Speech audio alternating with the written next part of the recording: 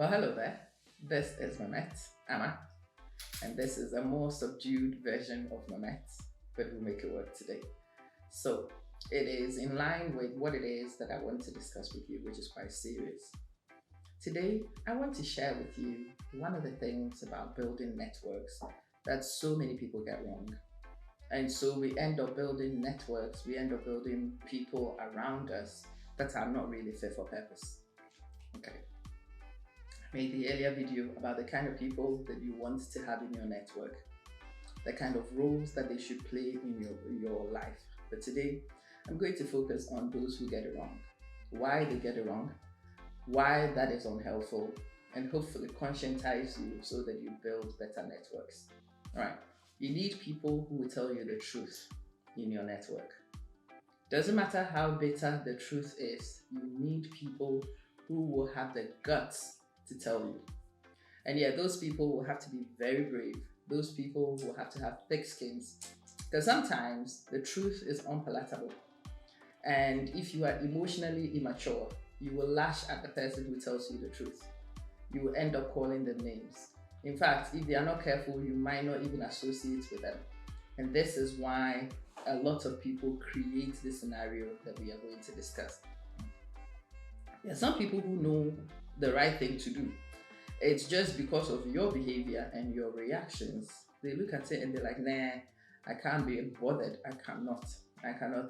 No, I'll just tell her what she wants to hear. I will keep the peace. I will keep it rolling. It takes real good friends. It takes real committed allies to be the ones who tell you as it really is. If you don't have that emotional maturity, you create an army of yes men. It seems like a good thing, right? Everybody says yes. Let's go to a party. Yes. Oh, let's go and have dinner. Yay. Let's do this. Yay. You break up with your partner and it's clearly your fault because you have been mistreating this person for a long time. You've disregarded this person for a long time. But these guys will say to you, well, it's his fault. He should have done this. He should have done that. The majority of those people know that the real reason why this thing fell apart has got something to do with your character, your behavior. In fact, a lot of them even have problems with how you treat them. But it may be because you have, a social thing going on. It might be because you are able to pay for good dinner. It might be because you have got a wind under your sail. You are moving in a direction and they want to move with you, they want to associate with you. Whatever the reasons are, they have reasons why they want to keep the peace with you. And so all they do is rubber stamp everything you say and they tell you nothing is your fault. Everybody is at fault. Nobody has any right to have a contrary feeling and expectation of you. You need to really sit down and have a look. Is there anybody in your network who actually manages to tell you as it is? Is there somebody who will say to you, hey, don't do it? Let me give you an example. And this is a separate video that I will do in this series. So, to be honest, my social media platform is not doing badly, is it? It's doing well. I'm earning quite a decent amount of money. And yes, one of the first things I wanted to do was quit to go grow. And my husband had to sit with me and had to talk me through, no, quit and grow might not be the better strategy right now. Stay, limit and grow will be a much better strategy. Do you think I wanted to hear that? No. Do you think that it was the right season for somebody to say that to me? Yes. Did he take some balls to do it? Yes. But you see, he was brave enough to sit with me and say, hey, look, for this, that, and that reason, I don't think this strategy makes sense right now. I see you, I hear you, I feel you. But in this particular season we are in, I don't think that it's the right time. Did I want to hear that? No. But you see, somebody who is brave enough to bring that to the table made me then stop, to go sit down and consider carefully, and to think very carefully about my options. And you know what was funny? As soon as I sat down to think about it logically, yes, it was obvious. It was very obvious. How many other people have I spoken to about this? How many other people do know this? There have been two people so far, two people in my local setting, my husband and a friend of mine. And my friend was like, let's give it 2 years. Let's try and finish a season. Let's do this together. She came at it from, okay, stay with me, let's do it together.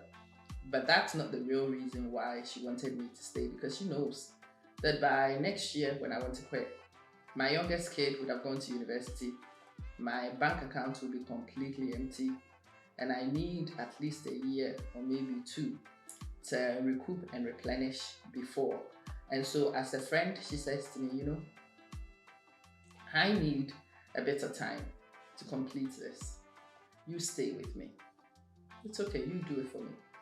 And I went and thought about it, and I realized what she was doing. When I brought it up, she just laughed. You need people in your life who would either be brave enough to be direct with you, like my husband was. He is very direct with me because we've been together for a long time. He knows that BS does not serve me it doesn't serve me any purpose, and I will do exactly the same thing right back at him. That cuts to the chase. But sometimes you need a confirmation from somebody else, somebody who may go for the softer approach but still get you to realize what needs to be done. You cannot have yes men in your life. You cannot, if everybody is agreeing with everything you are doing, pause and start evaluating your network. Something ain't right. No, you cannot be perfect. None of us is. Nope. You have no flawed thoughts. All of us do. When you are going for strategy, it might not even be a flaw, but it might be that you haven't looked at it wide enough. And you need people who will say, what if? Have you looked at it from this angle? What about? And yeah, some of the what abouts, what ifs, hey, stop, pause, can be inconvenient. It can be emotionally exhausting. You don't want to hear their truth, especially if it identifies a deficit in your life, right? You don't want to know. And sometimes, when you are immature, a person trying to tell you will feel like they are attacking you. And so guess what your reaction will be? Attack them right back. This really is the reason why a lot of people cannot be bothered to do that job for you. If the people in your life cannot be bothered to do this job for you, I don't know, I dare say that you do need to review your life, because those people are not fit for purpose. You need people who will tell you the truth and nothing but the truth, as bitter as it may be, as painful as it may be, so that you will be able to use the truth to effect changes where necessary. Not everybody should be happy with you all the time. Not everybody should agree with you all the time. Some people need to contend with your train of thought, because in the constructivist view, there are multiple perspectives. A lot of those multiple perspectives are actually legitimate. What makes it rigorous is that you know all the multiple perspectives, you reflect on them, and then you make choices that are justifiable. That's the game. So, is your life full of yes men?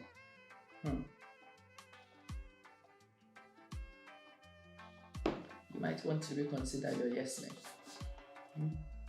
You might want to retire some of your yes men. And I have found myself doing that with a couple of my friends recently. I said something purposefully to see if they would just go, it's illogical. And they were like, yeah. So after that, I called them back and I'm like, what the hell was that? What I said to you was stupid. I'll try stupid. You and I both know that it was stupid, totally stupid. So why were you rubber stamping it? And my friend was like, well, I know that you are busy and I didn't want to cause upset. I'm like, well, I don't know what kind of friend that makes you then. No, that's quite disrespectful to me, because that suggests that I can't handle the truth. You've known me long enough. We've known each other long enough. And we had actually told each other that we would tell each other the truth no matter what. Well, you need to create that atmosphere with some of your folks. You will need to practice receiving feedback that's unfavorable. You need to let people know that you are capable of taking the truth And sometimes the expression is, I will cry when I hear it, but tell me anyway. Hmm? Truth hurts. So some of the truth, when you hear, you will feel like crying because that's just the natural response. But don't censor the truth just because of the tears. Because if you don't tell me the truth and you allow me to go on, you will make me make a bigger fool of myself, which will cause me more tears. As soon as I said that to my friend, she was like, oh my God, I'm so sorry. I thought, you had a lot on the plate. I'm like, don't explain. Don't explain. Don't justify. No, don't give me a get out of jail card for my stupidity. Because depending on what you are doing, with success will come foolhardiness. Yeah. As you begin to achieve, you will begin to feel that you know it all. You need people who will help you to bring the checks and balances in. And yes, those people will have to be brave. And if you cannot find people in your social circle to do this for you, you will have to pay people to do it. Oh yeah. In media, a lot of my friends do not understand enough of the strategy. A lot of my family members do not understand enough of the strategy. And so whatever little thing I do seems incredible to them. And they are so proud of me, which is amazing. But it doesn't mean that it's tactically astute. And so what I have had to do is go find coaches and mentors, people who know media, people who have done bigger, meaner, badder, so that they can see what I'm doing and they can tell me when my efforts are pathetic. I pay people to almost insult me, which is ridiculous. But you see, when those people I have paid insult me, it hurts. And for that reason, I need to resolve that nonsense immediately. That's one of the reasons why my channel and my systems has grown as fast as it has done. Because I have people who will cut me till they draw blood. They will look at it and they would say, so what the hell was that? That was cheap. Yeah, it was cheap. You could do better. You are capable of so much better. Why are you pulling the punch? Why are you always doing social content? You know that you can do better. I'm like, okay. The rest who don't quite understand will see the fact that I've turned the camera on and I have a few people on chatting to me and whatnot. They will think it's amazing. But no, I need to be creating content at a certain peak. I need to be creating content at a certain value. I do need to create content within a certain domain in order to be able to attract the certain kind of people that I need to attract for my allied business outcomes to be achievable. My platform is not just to draw the crowds. No, my platform is to attract a particular niche audience. A particular niche audience who have certain capabilities, who have certain interests, who are able to go with me on certain journeys. And that's where the trick is. It takes people who know to see when I'm taking the cheap, easy routes, who will call me to order and say, hey, stop that nonsense. You know better. You are going for the popularist view. You know better. Stop it. Anyway, in this conversation, hopefully I have helped you to understand what a yes man is. And hopefully I have helped you to realize that yes men can actually be very dangerous. They can skew your perception of yourself, your abilities, and what you are doing. They will make you feel like everything is perfect and you are farting roses. Well, you're not. And so you will take your eye off opportunities to grow, to refine, and to improve. And because nobody gave you that feedback and you didn't grow, you did not refine, you did not improve, you will stagnate. Yes men will help you to stagnate. And eventually they will draw you backwards. They don't facilitate progress.